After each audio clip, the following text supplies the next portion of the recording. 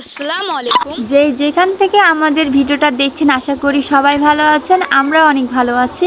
আজকের ভিডিওটা সকাল থেকে শুরু করলাম, আশা করি আজকের ভিডিওটা আপনাদের ভালো লাগবে। মামি আজকে সবাইকে পরোটা খাওয়াবে, সেজন্য আজকে সবার জন্য পরোটা বানিয়ে নিচ্ছে।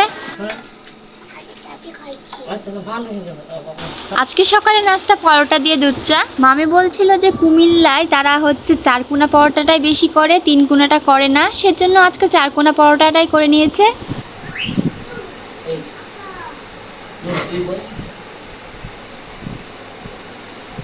এইবার দেখি এখানে হাঁস অনেক হয়েছে, হবেই না কেন, গ্রাম সাইডে তো হাঁস মুরগি বেশি থাকে।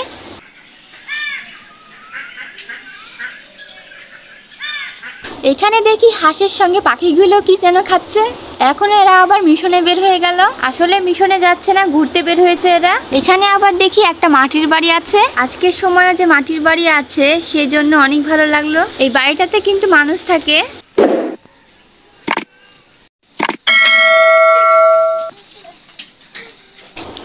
এদিকে দেখি অনেক হাঁস ঘুরে বেড়াচ্ছে।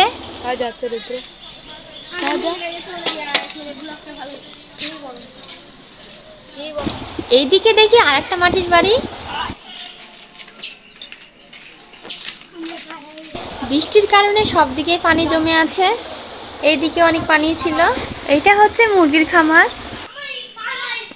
আজকে মামি দুপুরে রান্না করেছে ডাল দিয়ে পুঁই শাক, আর রান্না করেছে মাছ ভুনা।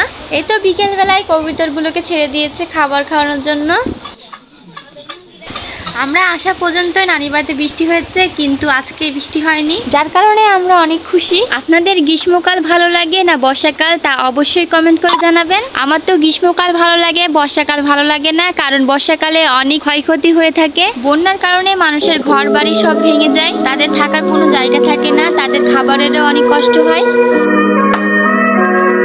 আব্বু আসার সময় দেখি আনারস নিয়ে এসেছে। সো আজকের ভিডিওটা এখানে শেষ করলাম। সবাই ভালো থাকবেন, সুস্থ থাকবেন, আমাদের সাথে থাকবেন। আল্লাহ হাফেজ।